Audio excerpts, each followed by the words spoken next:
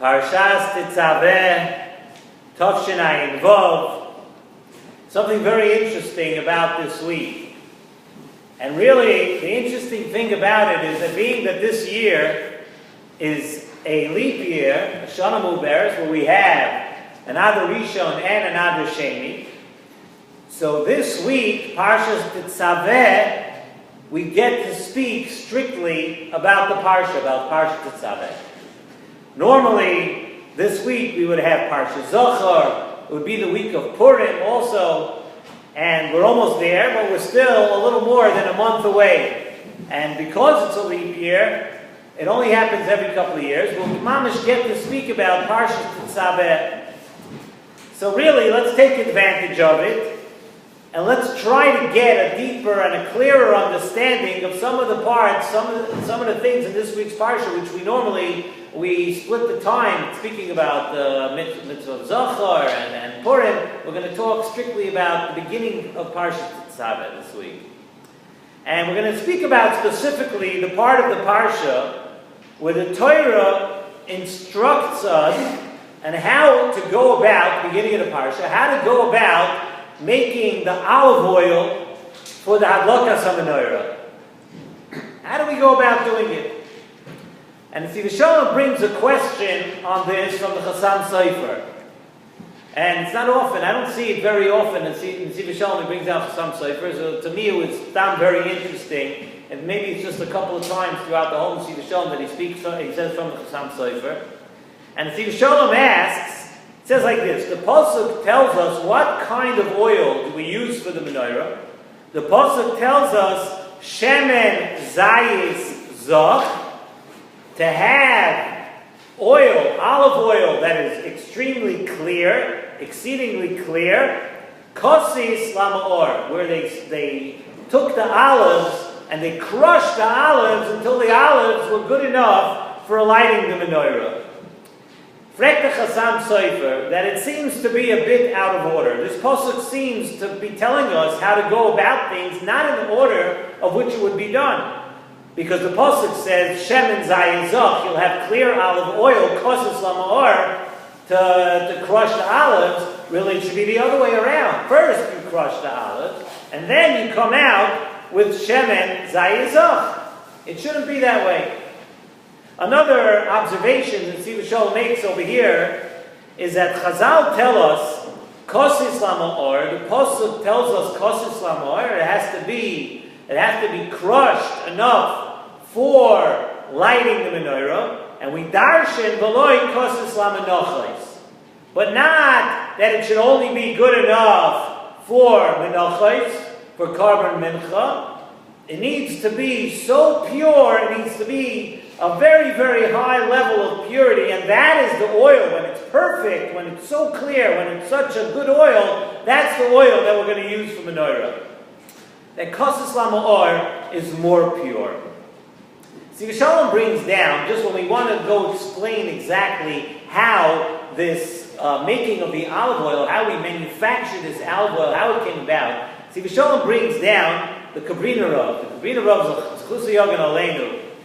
He says that kosis, when we say the word kosis, and we say the word kosis means to crush, to beat down, what it does, what it represents is, it represents a person. So many things in the Torah, they symbolize things that we have to do in our lives. He says kosis over here represents a yid, a Jewish person, that breaks themselves down before Hashem. And why does a person break himself down before Hashem? The reason is sometimes because we look at our matzav in life, and we look where we're holding, and we look where we are in relation to Hashem, and we're very hard on ourselves, and we beat ourselves down. He says that's what kosis represents over here. He says something that's an important, really important lesson for everybody to know, and it's an important lesson to know for life. And he says like this, what does kosis mean? Like we just said, kosis means to be beaten down. Kosis means to be crushed. He says, but we have to know that people many times are very hard on themselves. They're critical of themselves. They're very tough on themselves. So when you're tough on yourself, It says in Nesivos Shalom from the Kabbalah Rav, when you're tough on yourself, it has to be kosses. Yes, you're tough on yourself. Yes, there's that crushing thing. Yes, there is that being tough, but it has to be lamor. The tachlis has to be that if you're going to be a person who's tough on yourself, and we all have to be tough on ourselves sometimes. Sometimes we have to, we have to be our own police person. We have to be our own judge and our own police. We have to take care of ourselves. So if we're going to be tough on ourselves, it can't be to get depressed. It can't be to get yourself down where you're at the point where you can't get up anymore. And you're so hard on yourself that you get depressed. No. What is kosis? Kosis has to be, says the pasuk, kosis lamor. Kosis, yes, but kosis for what? For lamor, where you can raise yourself up, and that's that drasha that we said, v'loyla menachas. Sometimes menachas could also mean nach, where you're laying down, where you're out, you're down for the count. Kosis lamor. You should be tough on yourself sometimes. Yes, you could be hard on yourself, but lamor, where after you're tough on yourself, you're going to light up once again. You're going to grow from it. You're going to learn from it. The kosis should not be where you're beating yourself down that you're done, that you're at rest, that you're finished. And it's such an important lesson in life. A person should never get themselves to the point, it's very in vogue today, it's very in style. You see people that walk around and you're supposed to learn Musar, and you're supposed to try to give yourself Musar sometimes, because if you're not going to give yourself Musar, you're going to be upset when someone else does, so you have to give Musar to yourself, but not for the purpose of walking around with your face being depressed and being down. What am I? Who am I? I can't be anything. I'm not anything. I'm so down. That's not the purpose. The purpose is kosis, be a little tough on yourself, but lamor, that you should light up, that you should be tomorrow greater and more bright than you are today. So yeah, you could be tough on yourself, but it's for the purpose of growing, not to be down. And something to Nesivos Shalom, that's what the light of the menorah that was projected into the world, the light of the menorah did just that. And he says, you know what, there are times that a person taka feels down, and you feel far from Hashem, and you feel dark. A person feels that darkness, and even at times when there's great light in the world, even on times like Shabbos and on Yom Tov, you feel dark, you feel that you're a little distant, you're distant from Hashem. The light of the menorah was there for that purpose. When the menorah, the light of the menorah was projected into the world, that's the light the person got, the light to bring you back and closer to Hashem. But how do we receive that light? How do you become a good receiver? You can't just run downfield, you have to have good hands. You have to be able to receive that light. The way to receive that light, says in the Nesivos Shalom, is concentrating on your midas. And the midas that the Nesivos Shalom talks the most about are the midas of ahava and yira. The midas ahava, we know, the midah of love can go very astray. A person could take that midah and use it totally for the wrong things. So you know what we have to do? We have to mimic, we have to be like the olive oil. We have to be like the olive oil where we take the midah of ahava, which is such a great midah, the midah that HaKadosh Baruch Hu gave us the capability to love, that it has to be just like the olive oil. When we light the menorah, the light of the menorah is being fueled from the olive oil, which is pure. So too, your midas have to be pure. They can't be mixed in with other things, because ahava is a midah that can go very astray. And together with midas ahava, Nesivos Shalom says, we always put together midas hayira, and that's how you get shemen zayis zach, where you get the purity. Kosis tells you what? How do you get to that purity? Yeah, kosis, like we say, that a person could be tough on themselves, but kosis means also being mevatel yourself. If a person walks around thinking that they're so great and that they're something, then you're not kosis. You don't get to that purity. You don't get to that light. You don't get to that olive oil. The Zohar tells us, by the mitzvah of Tekiyah Shofar, by Tekiyah Shofar on Rosh Hashanah, the Zohar tells us that when we come to shul and we take out the shofar and we're looking to come so close to Hashem with the shofar, the Zohar tells us that the Satan comes out, and the Satan tells HaKadosh Baruch Hu the following.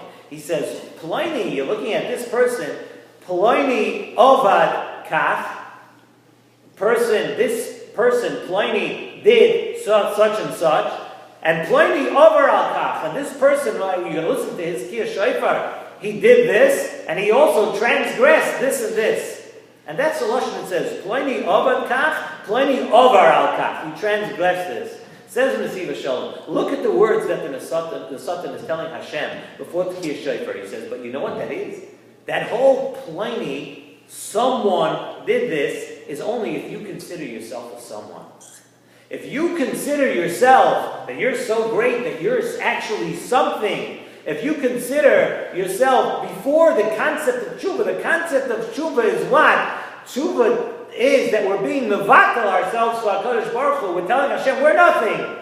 What do you want from us? We're nothing. We're only here to serve Hashem. And that's represented in the kosis lamor, where a person is being mevatel themselves totally to HaKadosh Baruch Hu, where you're totally subordinated to Hashem. The problems begin when? When does the Satan have a Pesach? When does the Satan have a Pesach to HaKadosh Baruch Hu? The problems begin when you feel that you're something. And if a person feels that they're something, naturally they are going to be inclined to satisfy themselves with taivas and other things in the world because you're something and you're the main focus of attention over here. You're going to want to, and you're going to feel the need to take care of yourself. So the Pasuk tells us, V'yikhu elecha, take for yourself, shemen zayizach. That's the future.